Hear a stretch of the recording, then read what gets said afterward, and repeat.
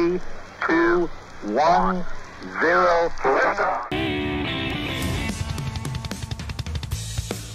BFM Business présente BFM Academy avec Laure Closier et Nicolas Dose.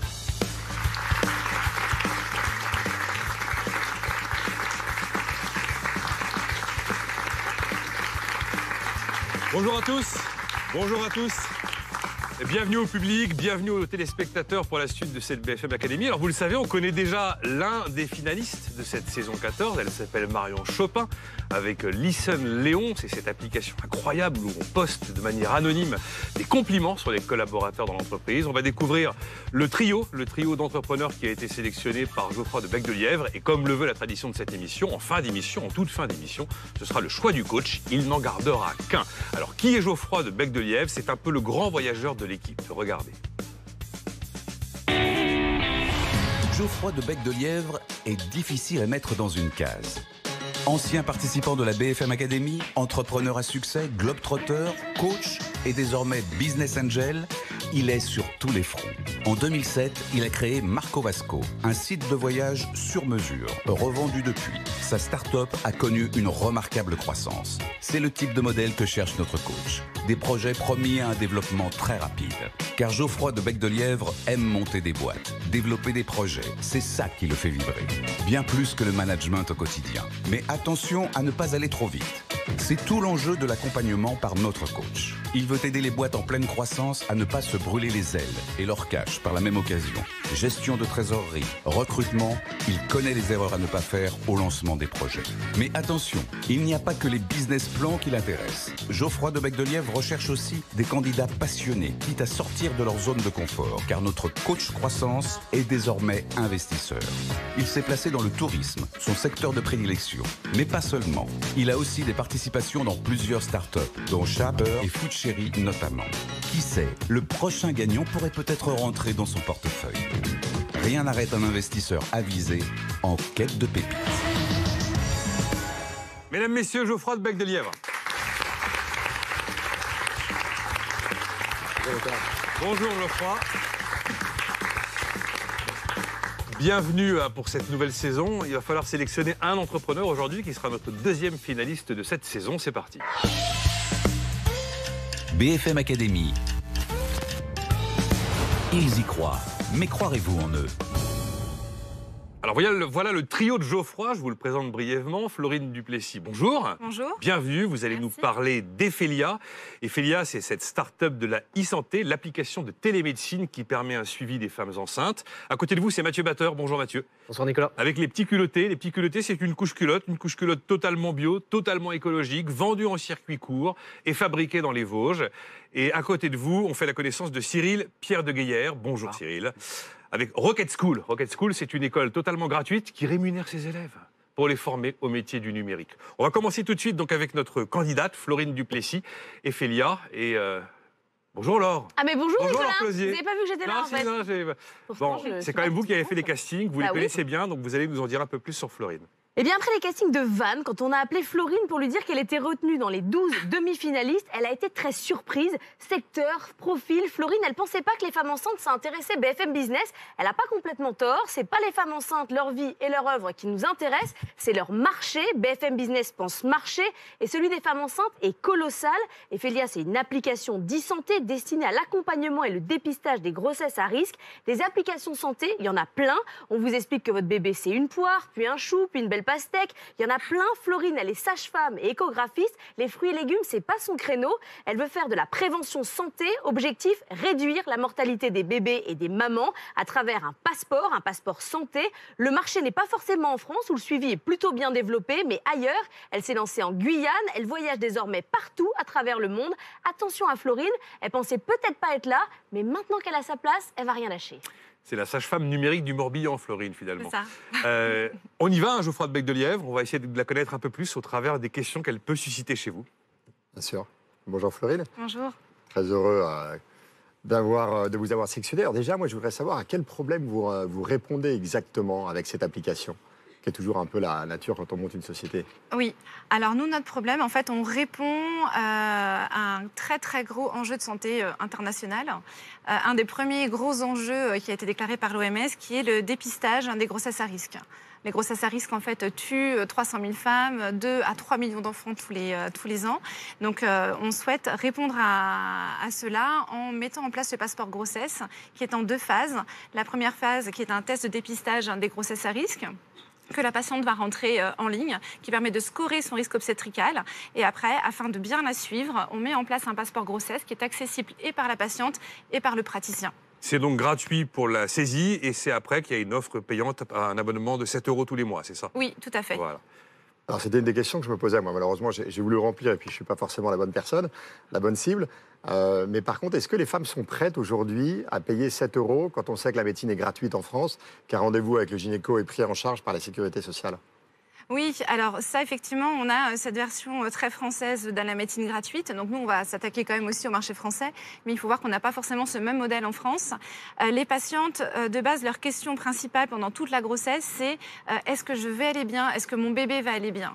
Et la grossesse, c'est vraiment un moment donné où elles sont capables en fait, de dépenser de l'argent déjà pour des applications de well-being. Ce sont des choses qu'on a testées. Donc le well-being, il n'y a absolument pas d'information médicale dessus.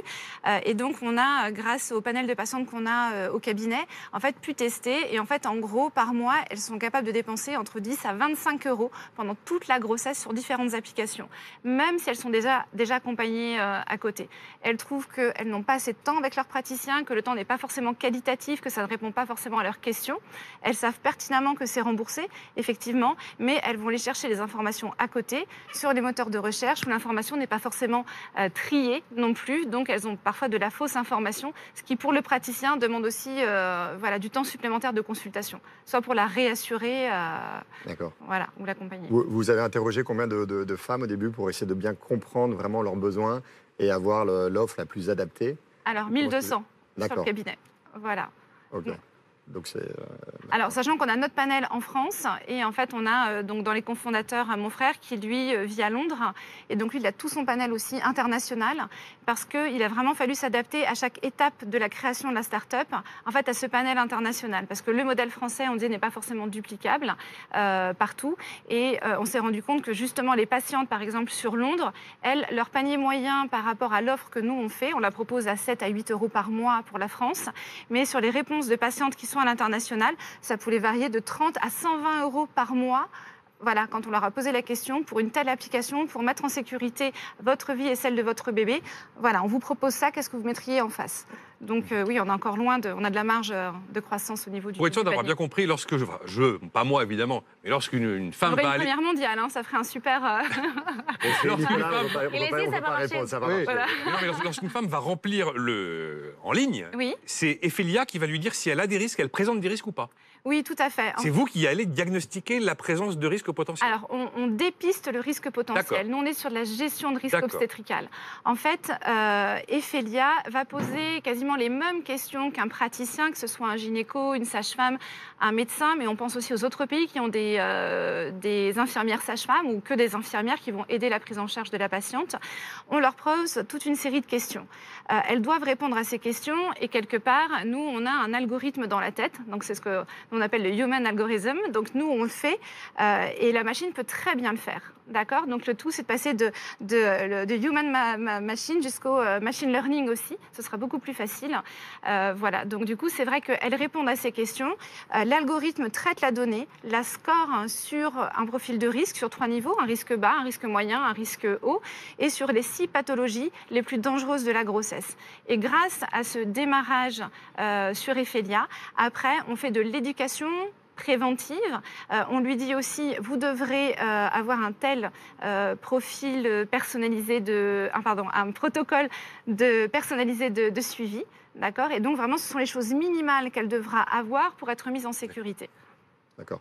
Et c'est un besoin prédictif pour anticiper et prévoir des maladies finalement qui pourraient arriver, ou c'est plus quelque part un compagnon de suivi de la femme pendant sa grossesse? Non, alors en fait, sur les deux, en fait, on prédit l'arrivée d'une pathologie. Les patientes, selon les pays, on est à 15 à 25% de risque de grossesse pathologique. À chaque fois qu'une femme est enceinte, on a ce risque-là qui réapparaît. On lui permet de le prédire, mais ce n'est pas seulement pour la patiente, parce que la patiente, en fait, Ephelia la met en lien directement aussi avec son praticien. Donc, on n'a pas non plus de perte de données. On notifie aussi bien la patiente que le praticien pour lui dire attention, votre patiente lors de son suivi a rentré ce qu'on a appelé de l'auto-évaluation, c'est-à-dire qu'un matin je me réveille, je me sens pas très bien, j'ai un questionnaire en ligne, je remplis le questionnaire vraiment avec quelque chose de très intuitif, c'est remis par l'algorithme, c'est retravaillé et voilà, son profil de risque change. BFM Academy est en public, donc il y a systématiquement maintenant une question du public à nos candidats. Donc la question du public est derrière moi, je crois, pour Florine Duplessis. On va vous apporter un micro, vous l'avez déjà. Je vous écoute. Bonjour, Florine, donc j'ai une question pour vous. Étant donné que votre marché, c'est le monde entier, comment avez-vous prévu de développer votre activité? Par exemple, est-ce que vous pensez ouvrir des bureaux physiques dans chaque pays? Alors, c'est une très bonne question. Alors, on a deux axes de développement. On va commencer par, alors en bureau physique, on va commencer par la France et l'Angleterre, puisque ce sont les endroits qui sont les plus proches de chez nous. Mais effectivement, comme notre plateforme est traduite en français, en anglais, et l'espagnol et le portugais vont arriver, on peut cibler directement d'autres pays et d'autres praticiens. On a déjà de l'attraction, de la demande pour ça. Voilà. Et donc, comme c'est digital, ça c'est la magie du digital, on peut s'implanter partout à partir du moment où on a de la 3G. Donc, on peut atteindre nos cibles vraiment assez facilement, aussi bien patientes que praticiens. Et on a aussi, on n'en a pas parlé, mais les assurances et... Florine Duplessis, donc avec Ephelia, notre première candidate aujourd'hui. On va faire la connaissance des petits culottés. Les petits culottés, c'est la French couche. C'est la couche française éco-responsable. Et son créateur dont nous parle Laure Closier, c'est Mathieu Batteur. Mathieu Batteur, il a passé les castings à Paris. Il faut que je vous raconte une petite anecdote sur Mathieu. Il aime le danger. Il est venu en matinale avec Stéphane Soumier. Ce dernier lui a posé une première question. Mathieu a décidé de ne pas répondre et de raconter complètement autre chose, sa stratégie marketing. Sulfateuse, il a pris une petite volée de bois vert en direct, mais il ne s'est pas décontenancé. L'interview a repris. Il a expliqué les circuits courts, les substances qui vont être interdites à la vente. Pas mal. Il s'est tranquille et ça... Avoir bien réagi, c'est un bon point pour la finale où il faudra quand même répondre à la mauvaise foi totale des autres coachs. Mathieu, sinon, il est diplômé d'Audencia. Il commence à travailler dans le domaine de la puériculture. Il travaille dans un laboratoire pour produits pour bébés. Et puis, il trouve qu'en fait, les couches, elles sont pas très bien faites. Alors, il lance sa première start-up. Son défi, s'implanter dans un marché par la qualité et la question de santé. C'est pas simple. Le concurrent, c'est Pampers. 50% du marché. Vous sortez de la maternité, on vous file des Pampers. Vous allez à la crèche, on vous file des Pampers. C'est pas grave. Aucune autre alternative. Mathieu est là, il vous livre vos couches chez vous. Pas d'alternative, pas d'intermédiaire, c'est ça son point fort. Donc il n'y a pas de chlore, il n'y a pas de perturbateur endocrinien, il n'y a pas de glyphosate, il n'y a pas de parfum, il n'y a pas de cellulose certifiée FSC, il n'y a pas d'élastix, de je sais pas quoi, de parabènes, il n'y a rien quoi. Il n'y a rien dans la couche. Alors merci en tout cas de m'avoir sélectionné. Aujourd'hui, la particularité de la couche les petits culottés, c'est tout simplement on remplace les matières chimiques par des matières naturelles, notamment la cellulose, donc du bois, qui permet justement d'avoir cette qualité-là, du sans actifs chimiques, sans pesticides, et plus généralement sur du sans perturbateurs endocriniens. Geoffroy. Déjà, moi, j'ai besoin de comprendre, qu'est-ce qui vous a motivé à aller dans la couche? Parce que je crois que ni vous, ni votre associé, notre bébé, et c'est un monde, un univers assez loin du vôtre. Alors effectivement, on se considère plutôt qu'en tant que futur papa, prochainement. À la base, en fait, que ce soit Joanne qui était spécialisée dans le coton sur les 2 dernières années avec une première création d'entreprise. Et pour ma part, sur les 10 dernières années, j'étais spécialisé sur tous les produits de change. Liniment, lingette et coton quand on s'est rencontrés et on a développé une première activité avec Joanne. Donc finalement, on tournait tout le temps autour des produits de change. Et quel est le produit par excellence qui était à polémique avec 3 études, 60 millions de consommateurs à 6 mois d'intervalle, c'était l'échange pour bébé. D'accord. Quelles ont été les difficultés auxquelles vous avez été confrontés pour démarrer cette aventure? La principale difficulté, parce qu'en fait on est 2 entrepreneurs, nous on n'est pas vraiment dans le monde des levées de fonds, on a voulu vraiment faire un peu les Robins des Bois de la couche pour bébé. Et aujourd'hui, la principale difficulté qu'on a eue la première année, donc c'était l'année dernière, entre juillet et décembre, c'était justement d'attirer les banques. Donc là, on peut même citer la banque en question, parce que du coup, les partenaires de BFM Academy, c'est le Crédit Agricole, qui nous a suivis. Et en fait, les couches, À contrario d'acheter une boulangerie, on va acheter un fonds de commerce. Les couches, on n'achète que du besoin en fonds de roulement. On n'achète que des couches et de la matière première. Donc voilà, notre première difficulté a été uniquement de convaincre les partenaires financiers. D'accord. Et la taille de votre marché, donc, c'est celui du nombre de bébés qu'il y a en France, quelque part. Il y a 3 millions de bébés et c'est un marché total qui fait à peu près 800 millions d'euros. D'accord. Mais c'est pas vous qui les fabriquez, les couches. Elles sont fabriquées dans les Vosges. En fait, vous avez créé une marque et vous vendez une marque, mais vous fabriquez rien. C'est ça. Alors, voilà. C'était tout l'enjeu de la distribution. Ça veut dire qu'aujourd'hui, il y a très peu d'acteurs au monde qui sont capables de faire cette qualité-là. Cette qualité-là, elle est fabriquée à Laval-sur-Vologne. Donc, il faut vraiment imaginer, c'est en plein milieu des sapins. Il y a les petites rivières qui sont... Je vais aller voir où c'était, oui. Physiquement, vous êtes déplacé? Non, mais il faut vraiment dézoomer pour voir où c'est quand même, pour se rendre compte que... voilà. Et il y a une usine qui est en pleine croissance maintenant depuis 5 ans et qui est spécialisée dans la couche écologique. Donc ils ont vraiment un focus qualité. Ils ont également leur deuxième ligne qui arrive concrètement l'année prochaine. Donc on a vraiment des enjeux très forts avec ce fabricant qui a sélectionné finalement notre projet parce qu'on était sur un système de recrutement via les pharmacies et qui a fait toute la différence. Et quel est votre modèle économique entre le montant que vous achetez la couche, le prix que vous le vendez et la marge que vous en dégagez? Alors, à la différence de toutes les autres marques, donc les grandes multinationales que vous avez pu citer, nous aujourd'hui, on est sur un système de circuit court. Donc, ce qu'il faut m'imaginer, si on parle vraiment du produit, c'est que sur une couche standard, 50% de la couche, c'est que de la distribution, de la marge distributeur ou du transport, via centrale d'achat plus supermarché. Nous, aujourd'hui, on a décidé finalement de réduire cette partie-là et d'avoir un coût de distribution qui soit aux alentours des 20% versus un coût de distribution qui va être aux alentours des 50% pour des couches standards. Donc, on arrive à 50% du produit, ça va être de la matière première, entre 20 et 30% qui vont être de la com, et après, c'est que du transport. D'accord. Et donc, ça marche par abonnement. Les familles s'abonnent, l'abonnement est flexible, on peut changer le nombre de couches, les dates, la période de livraison. Alors, le terme abonnement, nous, on préfère utiliser le terme livraison flexible parce que c'est les parents qui choisissent. Ils choisissent quand ils souhaitent se faire livrer, la fréquence, le changement de taille, et ils peuvent même, dans tous les cas, résilier et mettre en pause en un clic. Qu'est-ce qui vous stresse? Qu'est-ce qui vous réveille la nuit? Le risque de plantade où vous vous dites, merde, tout peut s'arrêter, c'est quoi? Alors, les gens dorment très bien. Et, que ce soit moi ou Johan, le cofondateur, aujourd'hui, vu que la marque finalement est récente, parce qu'on a été lancé le 7 janvier dernier, ce qui pourrait nous réveiller la nuit, c'est finalement d'assurer notre service client. On connaît une croissance très très rapide. On est passé de 0 à 4000 clients en moins de 3 mois et demi. Et notre but du jeu, c'est de garder notre même qualité de service et de pouvoir répondre de façon personnalisée à tous nos clients. Donc voilà. D'accord. Et en termes de chiffres, qu'est-ce que vous avez réalisé en chiffre d'affaires sur les derniers mois pour avoir une idée? Alors on est sur un chiffre d'affaires exponentiel puisque c'est un système d'abonnement. Là, à date, on est sur une projection à 2,3 millions. On a démarré avec 30 000 euros, 80 000 euros. Là, ce mois-ci, on va dépasser les 170 000 euros. Donc on est sur une courbe finalement ascendante. Et il faut garder qu'à date, on est à peu près sur entre 800 et 1000 nouveaux clients abonnés par mois. Okay. Alors, dernière question, là, je mets ma casquette d'investisseur. Si je mets 1 euro chez vous, je récupère combien et quand? Alors, aujourd'hui, à date, on n'a pas du tout imaginé cette perspective d'ouverture. Cette semaine, on parlait d'export. Nous, on n'existe concrètement que depuis 3 mois. En immédiat, que ce soit les apports de Love Money, en tout cas je suis flatté, mais voilà, aujourd'hui on ne se pose pas ces questions-là. Ça arrivera très probablement l'année prochaine, on souhaite un développement plus rapide pour l'année prochaine. Mathieu, j'ai trouvé des avis de maman sur vos couches. Oui. C'est tellement dithyrambique que je me suis demandé si ce n'est pas vous qui les aviez écrits. Qualité-prix, hypoallergénique, confort, solidité, absorption. Je lis, la couche est belle. C'est beau une couche. Non, c'est nul. Est-ce que ça fuit ou est-ce que ça fuit non, pas? bonne qualité, douce, super efficace. À quand les lingettes? Voilà. À quand les lingettes, Mathieu? Alors, aujourd'hui, on est sur un système qui... Aujourd'hui, pourquoi on est attractif et qu'on arrive à être sur les prix des multinationales? C'est qu'aujourd'hui, on est focus que couche. Donc, il faut imaginer que quand ça sort en sortie de chaîne, on a juste à coller l'étiquette et ça part directement chez les consommateurs. Dans notre business model, on ne peut pas rajouter d'intermédiaire, une plateforme alternative qui permettrait de mettre également des lingettes. Ça ferait augmenter le prix de la couche.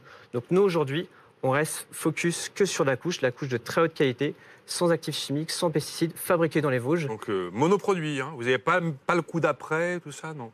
Là, aujourd'hui, on se focus à 3 mois, ils ont 3 mois. Oui. On a une boîte qui s'appelle Good Goo qui avait gagné BFM Academy, qui fait des petits pots. Alors maintenant, on accompagne les femmes enceintes, on a la couche culotte, on a les petits pots. Oui, c'est moi qui ai fait la sélection. Oui.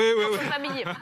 La question dans le public pour Mathieu Batteur, les petits culottés. Derrière vous. Là, allez-y. Bonjour, Nicolas. J'avais une question vis-à-vis de votre stratégie de déploiement à l'international. Est-ce qu'il y en a une? Et une autre question annexe, est-ce que vous voyez d'autres acteurs comme Pampers comme une menace potentielle? Qu'est-ce qui les empêcherait d'aller approcher votre usine dans les Vosges et puis potentiellement dérailler tout le process? Merci. Alors, je réponds du coup aux 2 questions. La première, sur la partie export international, on est sur... on a que 3 mois d'existence. On est sur une marque très française, les petits culottés, fabrication dans les Vosges, avec d'ailleurs ce qui a mis beaucoup d'avis, c'est les Vosgiens qui ont justement répondu en force et qui ont le sentiment régional qui est ressorti et qui ressort beaucoup sur les avis. Donc je dirais pour l'export, c'est vraiment une question qu'on commencera à se poser dans 6-7 mois. Aujourd'hui, on consolide vraiment notre croissance. Pour la deuxième partie, qui est vraiment sur la concurrence d'une multinationale, c'est un vrai sujet. Aujourd'hui, le marché de la couche écologique, déjà, on n'est pas du tout sur les mêmes process de fabrication. C'est-à-dire qu'on est sur des process de fabrication très longs. Le seul cas qui pourrait arriver, c'est par exemple que la multinationale rachète notre usine de fabrication. Aujourd'hui, on a su justement anticiper cette demande. Et il y a 3 acteurs actuellement en Europe, dont un autre en France, qui seraient capables de respecter le cahier des charges qu'on a construit. Mathieu Batteur avec les petits culottés, notre deuxième candidat, le deuxième choix de Geoffroy de Bec-de-Lièvre. On va faire la connaissance maintenant de Rocket School. Rocket School, c'est une école qui forme au talent du numérique. Et c'est pas la peine d'avoir de l'argent ni des diplômes pour l'intégrer. On est un peu dans l'esprit de l'école 42. C'est une école qui va être totalement gratuite. C'est une école où on sera rémunéré et qui est diplômante. Et Cyril Pierre de Gueillère, c'est Laure Closier qui nous en parle. Mais vous n'avez pas de diplôme, vous avez de l'humour, vous êtes pugnace, vous avez toutes les qualités pour rentrer dans la Rocket School. Bon, si vous avez un diplôme, on ne vous jette pas dehors, mais ce n'est pas un prérequis. Cyril Pierre de Gueillère a créé une école qui recrute sur les traits de caractère, les fameux soft skills, les compétences douces, en gros, tout ce qui n'est pas technique. Alors, il ne prend pas n'importe qui, il fait passer des tests de personnalité assez poussés à ses futurs recrues. J'ai passé le mien. Il paraît que je suis autoritaire, que j'ai un problème avec les règles établies, que je déteste la critique et que franchement, je ne suis pas très gentille. Comme j'ai trouvé ça, mais bluffant de vérité, j'ai été époustouflée. J'avais toutes les qualités pour devenir vilaine sorcière, mais c'est pas du tout ce que propose Rocket School. J'ai pas été prise. Ils forment des digital business développeurs et des growth hackers, des métiers en plein essor qui manquent de bras. L'entrepreneur connaît très bien le web. Il a vendu une boîte en 2009, plusieurs millions d'euros. Ensuite, il est allé se promener autour de la planète avant de lancer sa propre école gratuite et même rémunérée. C'est normal, c'est de l'alternance. Parmi la première promotion de Rocket School, un ancien légionnaire, 2 joueurs de foot, une photographe et un peintre. L'éducation, c'est son cheval de bataille. Il est prof à HEC, un professeur face à 2 spécialistes de la puériculture. On va voir ce que ça donne. Donc c'est une école qui s'inscrit dans le cadre de l'économie sociale et solidaire et qui souhaite d'ailleurs arriver à parité homme-femme dans ces métiers du numérique. Geoffroy. Moi, je voulais savoir à quel besoin vous répondez. Est-ce que c'est celui de reclassement des individus ou celui des entreprises, finalement, de recruter des gens qui sortent un petit peu des chemins traditionnels? En fait, il y a 2 problématiques qu'on voit au niveau mondial. C'est d'un côté, il y a des entreprises qui ont des besoins de recrutement. Et sur les nouveaux métiers, notamment, c'est extrêmement compliqué de recruter des profils opérationnels immédiatement. Et d'un autre côté, on a des talents bruts, ces bons profils potentiels qui ne connaissent peut-être même pas forcément ces métiers, souvent qui ne les connaissent pas, qui ne manquent pas grand-chose pour potentiellement matcher avec ces boîtes. Et donc, nous, ce qu'on veut faire, c'est être un petit peu la jointure entre les deux et permettre à des boîtes qui recrutent de trouver des gens qui ont toutes les chances de réussir dans ce job, de faire le petit truc en plus et de faire que les deux marchent bien ensemble. Et comment vous évaluez ces soft skills quelque part? C'est quoi? C'est un peu comme si on remplissait un test de personnalité comme on a, comme ceux des magazines qu'on trouve l'été, ou c'est un peu plus poussé? Comment ça se passe? C'est ça. Alors je vais vous donner l'exemple d'Aaron, qui est justement le légionnaire, le béret vert dont on avait parlé à l'introduction. Ça fait partie des 2500 candidats qu'on a eus. À tous, on leur a envoyé un email en disant remplissez un test. Le test met à peu près 1 heure, il y a 3 parties, c'est assez long. Mais ça montre une implication. Et pour nous, c'est important parce que c'est important pour les entreprises d'avoir quelqu'un qui est impliqué. Donc sur les 2500, il y en a 900 qui ont rempli le test. Il y en a 400 qui avaient les traits de caractère qu'on cherchait pour un métier de business developer, de commercial un petit peu du 21e siècle. C'est des gens qui aiment bien aller vers les autres. C'est des gens qui aiment bien chercher à convaincre. C'est des gens qui sont des challengers, qui aiment bien avoir des objectifs. Et c'est des gens qui sont persévérants. Quand on leur dit non, ils vont quand même vous demander pourquoi. Et donc, sur ces 400 profils, donc on les a tous appelés. Et on a vu ensuite au téléphone, on leur a expliqué mieux le modèle, on a vérifié s'ils parlaient bien au téléphone, s'ils avaient vraiment envie. On en a sélectionné une partie qu'on a vue en physique. Et ensuite, on les a fait matcher avec des boîtes. Donc voilà, tout le process est comme ça. Et ça va nous permettre vraiment de vérifier qu'ils vont pouvoir s'éclater, à la fois s'éclater, s'épanouir et être bons dans le job. C'est la BFM Academy, on marque une pause dans cette émission. On se retrouve dans quelques instants pour continuer à découvrir Rocket School. BFM Academy, le 24 juin, il n'en restera qu'un.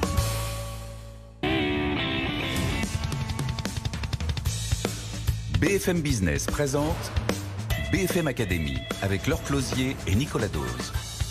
Nous revoilà pour la BFM Academy avec le trio choisi par Geoffroy de Bec de Lièvre. Il n'en restera qu'un à la fin de cette émission, d'ici une grosse vingtaine de minutes. Ça se joue entre Ephelia avec Florine Duplessis, les petits culottés Mathieu Batteur et Rocket School, Cyril Pierre de Gaillère. Et d'ailleurs, on continue à découvrir qui il est, qu'est-ce que Rocket School. Donc cette école qui forme au talent du numérique, Geoffroy. Moi, j'avais également une question un peu sur le modèle finalement économique de Rocket School. Est-ce que c'est le modèle classique d'une école où finalement l'étudiant va payer un fee de scolarité, ou est-ce que ça fonctionne différemment? Parce que c'est une entreprise sociale et solidaire, donc j'imagine que le modèle peut évoluer. Tout à fait. Alors, ça a énormément de sens, cette école, et notamment pour moi qui ai déjà créé des boîtes et eu la chance de les vendre. Donc, du coup, ce qu'on a voulu faire, c'est enlever tous les freins au recrutement. Donc, pour les entreprises, ça ne coûte rien. Pour les étudiants, ça ne coûte rien, voire encore mieux, ils sont rémunérés. Et en fait, ce qu'on fait, nous, notre expertise, c'est de maîtriser, en fait, les fonds qu'on peut avoir par les pouvoirs publics. Il y a les fonds de la formation professionnelle. On a un partenaire Pôle emploi qui est extraordinaire, qui nous aide énormément, et ça va nous permettre de financer. Ce qu'il faut savoir, c'est qu'aujourd'hui, une année universitaire, ça va coûter à peu près entre 9 et 12 000 euros à l'État. Et nous, on arrive avec des financements entre 4 et 6 000 euros par an à faire quelque chose qui nous permet de placer 89% des gens qui comprend, on trouve un job. Donc on a un taux de réussite qui est énorme avec des sommes qui ne sont pas énormes. Maintenant, on fait quand même extrêmement attention parce que si on veut que ça marche sur le long terme, il faut qu'on soit bénéficiaire. Donc il y a ce rôle économie sociale et solidaire, mais il y a quand même un objectif qu'on gagne de l'argent, pas forcément des milliards, ce n'est pas l'objectif, mais qu'on gagne suffisamment pour être certain que ça tienne sur la durée. D'accord. Et c'est gratuit également pour les sociétés? Tout à fait. Les sociétés, vous leur fournissez un étudiant pendant 2 ans en apprentissage et ça leur coûte rien? Pas exactement. C'est-à-dire qu'il y a beaucoup d'écoles qui fonctionnent en alternance, qui ont une part de financement par ce qu'on appelle les OPCA, donc par les fonds de la formation professionnelle, et une part par l'entreprise. Nous, comme ce qu'on souhaite, et notre objectif, c'est d'abord d'aider des gens à retrouver du travail et à le travail qu'ils cherchent, plus exactement, dans lequel ils seront bien. Du coup, on cherche à enlever tous les freins. Et cette partie-là, on s'adapte. On a fait en sorte d'être plus smart dans notre approche pédagogique et globale pour être adapté. Donc les entreprises, elles ne payent pas rien, elles vont quand même payer le salaire d'un alternant qui est entre 80 et 90% du SMIC. Ça veut dire que c'est quand même l'école qui me paye pour apprendre, puisque je suis rémunéré. Tout à fait. Ça permet à n'importe qui de se dire, aujourd'hui, je vais pouvoir me remettre dedans et tenter d'apprendre. On a des profils qui ont entre 20 et 43 ans. Donc, c'est-à-dire qu'à 43 ans, quand on se rend compte que dans son job actuel, on ne s'éclate pas, on peut se dire, je vais quand même réessayer. Alors, on ne va pas gagner des milliers et des cents, mais on a quand même la possibilité de le tester et de faire quelque chose. Ça ne s'est jamais fait avant par le passé. Quel est le risque? Est-ce qu'il y a un risque que la société, un jour, se dise, finalement, j'ai recruté quelqu'un qui est top sur les soft skills, mais totalement incompétente sur le reste? Alors, d'un point de vue de technicité. Alors, ça pourrait arriver. Avec des soft skills, Ça pourrait arriver, on n'est pas non plus des magiciens, mais aujourd'hui, on a 89% des gens qui trouvent un job et qui passent leur période d'essai. Donc, on a plutôt des bons résultats. Et notre approche, elle est très, très opérationnelle. C'est-à-dire, avant d'aller en alternance, on a 3 mois qu'on appelle un bootcamp, qui est intensif, pendant lesquels on va les former sur ce qu'on appelle le SCOM. C'est le socle de compétences opérationnelles métiers, avec une promesse, c'est que le premier jour, quand ils arrivent en entreprise, ils sont opérationnels. Un exemple, un commercial, ce SCOM, ça va être de comprendre qui sont vos clients, ça va être capable d'avoir plein d'informations sur eux sur Internet, ça va être de lui envoyer des séquences de mails assez percutants et de faire du phoning. C'est pas grand-chose, il va pas vendre un Boeing, mais il va être capable de permettre et de donner des informations à ceux qui peuvent le faire dans la boîte pour vendre. Okay. Et vos risques de plantade, pareil, ce qui vous réveille la nuit? Ce qui me réveille la nuit, c'est surtout ce qui me frustre, c'est qu'aujourd'hui, on a un pote, on pourrait faire 3, 4, 5 fois plus. Aujourd'hui, on pourrait aider 5 fois plus de monde à retrouver du boulot et de boîtes à trouver des pépites. Sauf qu'aujourd'hui, Ce qui me réveille la nuit, c'est qu'on ne trouve pas encore de locaux dans Paris. Alors, ça fait que 8 mois qu'on existe. Hein. On a commencé avec 200 mètres carrés. Là, il nous faut 800 mètres carrés. Peut-être que dans 3 ans, il nous faudra 2000 mètres carrés. Et aujourd'hui, c'est ce frein et c'est ça qui me frustre. La question à Cyril depuis la salle, elle est posée par... Allez-y, monsieur. Question à la suivante. J'ai lu sur Google que vous étiez une filiale du groupe OpenSCA. Est-ce que finalement, vous êtes vraiment une start-up ? Alors, en fait, OpenSCA, c'est une autre de mes sociétés. J'ai plusieurs sociétés et on a exploité 10 ans d'expertise dans la formation par OpenSCA, qui est une petite boîte qui fait 1 million d'euros de chiffre d'affaires dans la formation informatique. Et on s'en est servi, en fait, on s'est servi de l'expertise de ces équipes pour nous aider à se lancer. Donc, ça reste une start-up. Voilà, on connaît un peu mieux nos 3 créateurs d'entreprise cette semaine. Tout de suite, c'est la mouche du coach. BFM Academy, la mouche du coach. La mouche du coach, c'est Geoffroy de Becque-de-Lièvre qui va nous donner son avis sans concession, véritablement. Et on va commencer avec Ephelia, donc Florine Duplessis. C'est cette application de télémédecine pour le suivi des femmes enceintes pour détecter tous les profils à risque, avec l'ambition peut-être de sauver 300 000 femmes dans le monde tous les ans et près de 3 millions de bébés. On y va, Geoffroy. Alors, je trouve qu'il y a des choses très positives. Déjà, ce que j'aime véritablement, c'est la mission de la société. Je trouve que réduire la mortalité maternelle et infantile, c'est une mission qui est fabuleuse pour une boîte.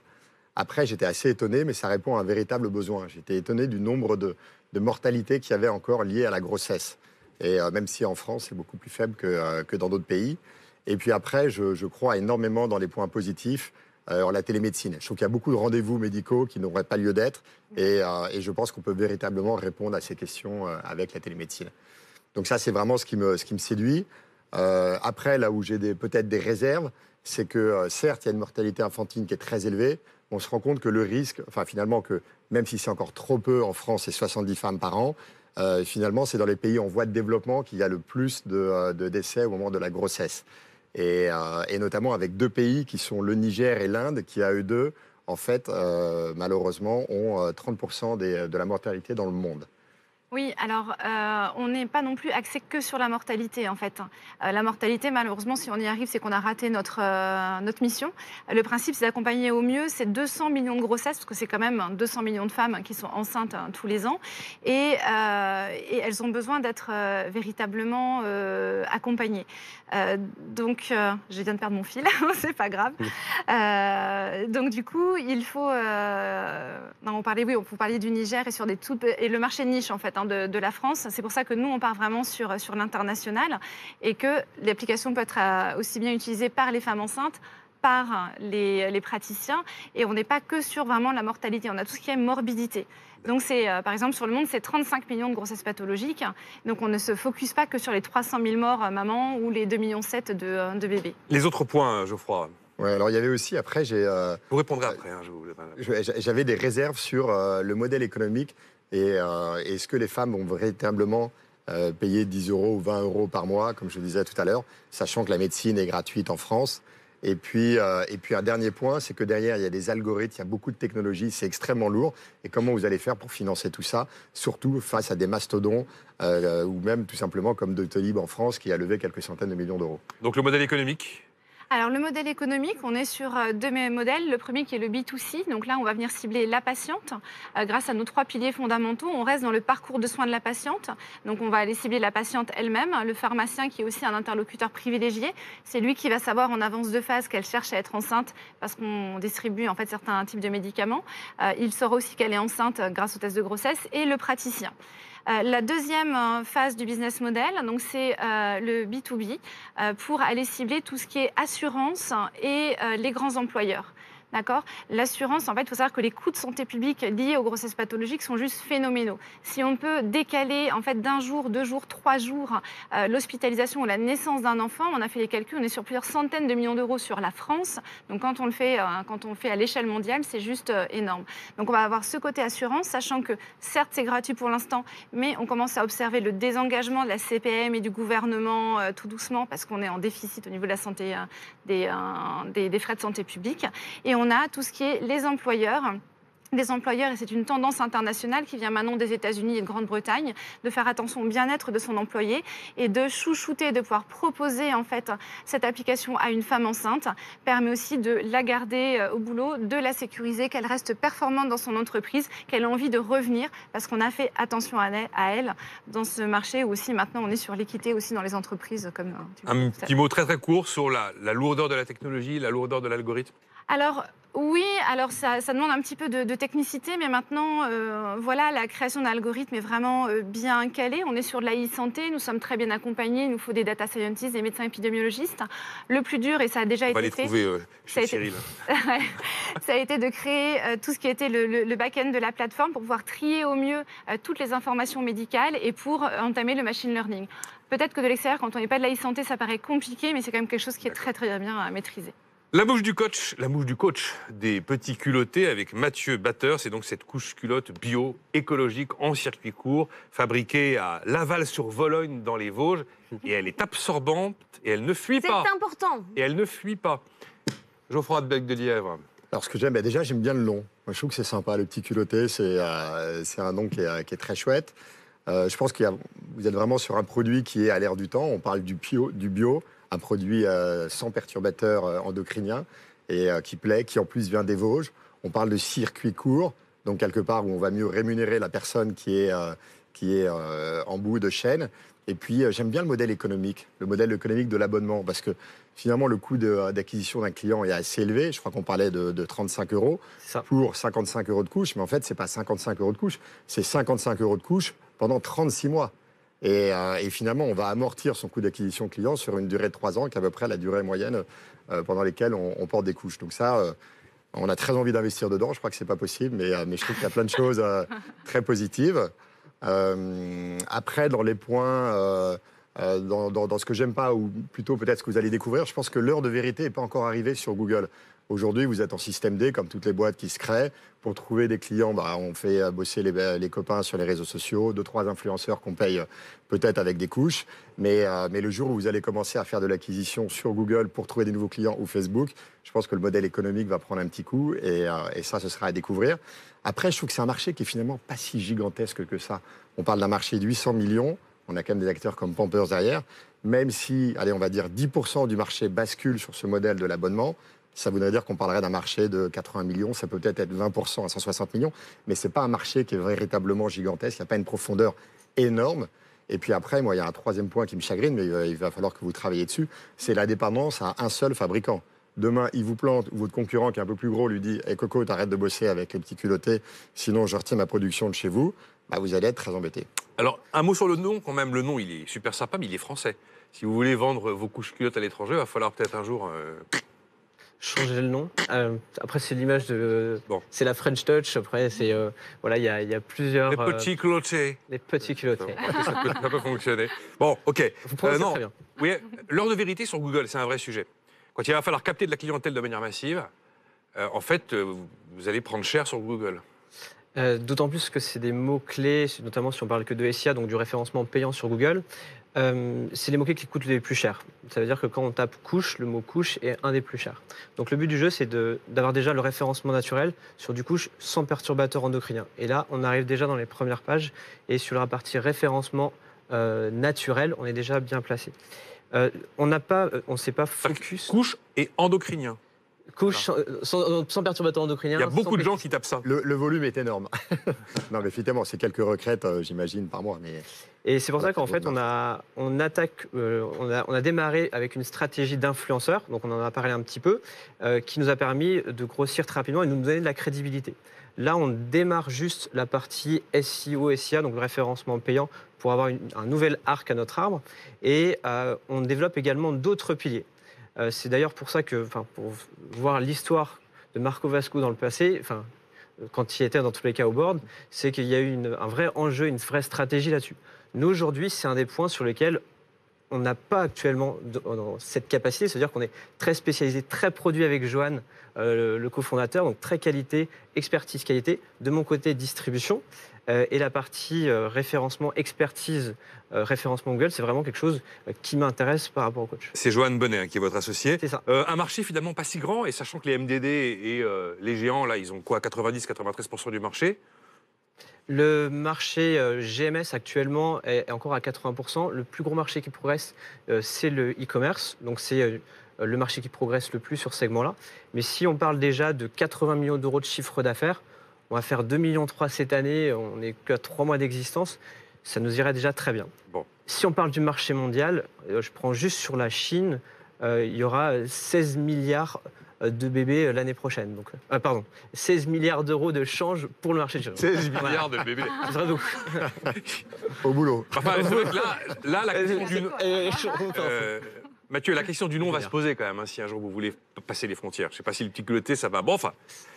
et puis bon, un seul fabricant, c'est vrai, si tout d'un coup, je sais pas, il y a un glissement de terrain à Laval, sur Vologne, l'usine n'est plus là, plus de culottes. Allez, vive les perturbateurs, le chlore et les parfums. Aujourd'hui, c'est pour ça qu'avant la création, donc on a fait un sourcing international pour regarder quelle était la meilleure couche au niveau monde. On l'a trouvé concrètement à Laval-sur-Vologne, sur le cahier des charges que nous, on souhaitait. Il y a 2 autres fabricants, un européen, mais ça nous gêne un peu. Nous, ce qu'on veut garder, c'est justement la French Touch. Et au pire, on a une solution alternative sur le marché français. C'était la mouche du coach de Mathieu Batteur avec les petits culottés. On passe à notre 3e candidat cette semaine. Il s'appelle Cyril Pierre de Geyer. Il nous présente Rocket School. Rocket School, c'est une école qui forme au talent du numérique. C'est une école qui ne vous sélectionne pas en fonction de votre origine sociale, mais en fonction de votre... Soft skills. Ouais, mais j'aime bien cette idée. Je pense que ça doit planter par moment les soft skills, mais enfin bon. Visiblement, c'est quand même relativement fiable. Parce que Laure a fait le test et ça correspond exactement à ce que je vis tous les jours. C'est absolument terrifiant. Et donc, voilà, Rocket School, on est rémunéré, c'est diplômant, c'est gratuit, c'est la mouche du coach avec Geoffroy. Ouais.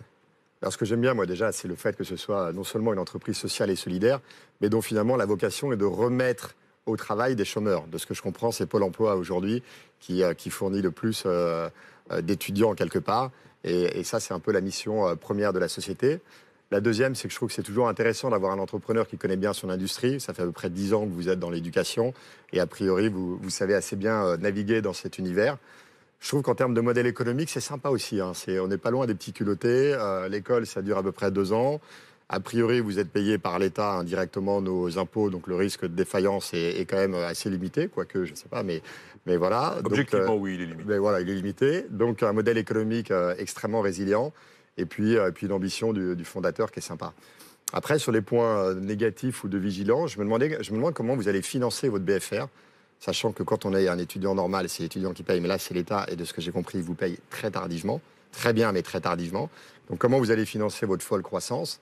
Ça fait que 6 mois que vous existez, vos locaux sont déjà trop petits. Comment vous allez faire demain ou dans 6 mois ou dans 18 mois? Je pense qu'il y aura des vrais sujets. Et puis après, il y a un peu le côté quelle est la valeur ajoutée pour les entreprises. Personne n'a recruté sur les soft skills. Qu'est-ce qui se passe si dans 3 ans, on se rend compte que finalement, sur tous ces recrutements, il y en a 80% où ils sont retournés sur les bancs de Pôle emploi. Donc d'abord, pour financer le fonds de roulement. D'accord, effectivement, c'est la problématique qu'on a. L'État étant le plus mauvais payeur de France. C'est très très long, effectivement. Enfin, c'est très très long. On a à peu près 6 à 8 mois de BFR à financer par nous-mêmes. Pour l'instant, c'est moi qui l'ai financé parce que j'ai de quoi le faire et je le fais avec grand plaisir. Mais effectivement, la question s'est posée, si demain, et quand demain on va grossir, là on va avoir 200 étudiants, quand on en aura 4000 dans 3 ans, comment on fait ? Et là, on est en train de commencer à traiter le sujet. Notamment, on a des rendez-vous avec la BPI qui fait ce genre d'approche, qui permet d'avoir ce genre d'approche quand en face, on a, et comme vous le disiez, l'État, on est quasiment sûr qu'ils vont payer. On sait qu'ils payent lentement, mais ils payent. Et donc, on a des solutions sur lesquelles on est en train de travailler. Donc ça, effectivement, c'est un point de vigilance sur lequel on est. A priori, on est en train de trouver des solutions. Le second point... Financer la croissance. Financer la croissance. 4000 dans 2 ans? Alors, 4000 dans 2 ans. Là, on va ouvrir avant la fin de l'année à Lyon. Et on est aussi en train de travailler sur un sujet à La Réunion avec HEC qui réfléchit aussi à aller là-bas. Du coup, sacrée bonne réserve de Geoffroy quand même. Comment on va financer cette croissance?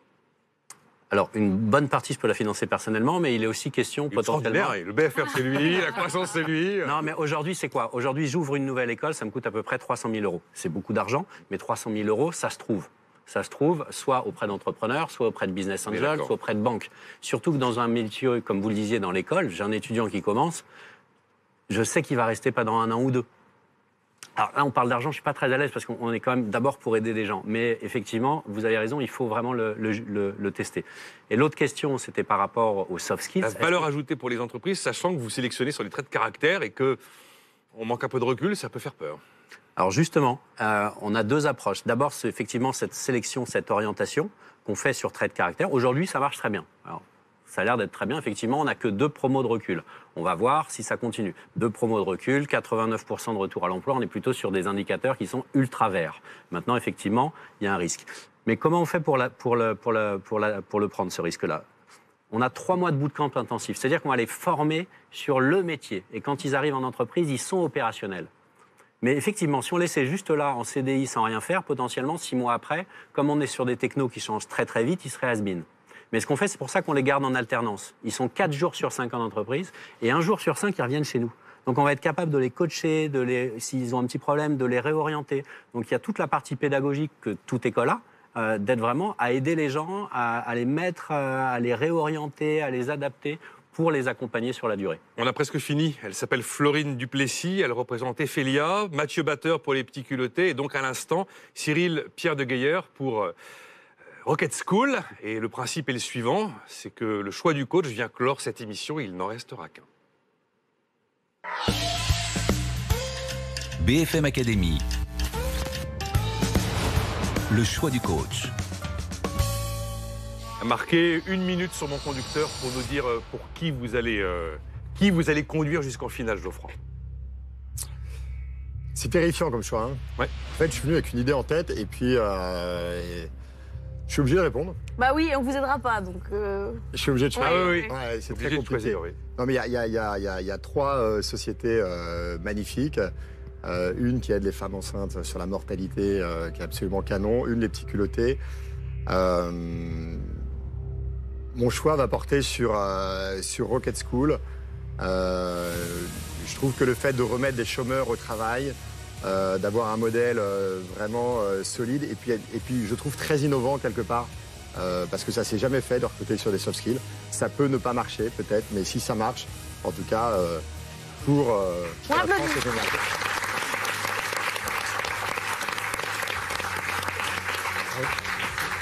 Donc le choix de Geoffroy de Becq-Delièvre pour la finale du 24 juin s'est porté sur Rocket School avec Cyril Pierre de Geyer, qui sera, on le sait déjà, à côté de Marion Chopin avec Listen Léon, cette application qui invite chacun à faire anonymement des compliments sur ses collaborateurs, enfin sur les collaborateurs de l'entreprise.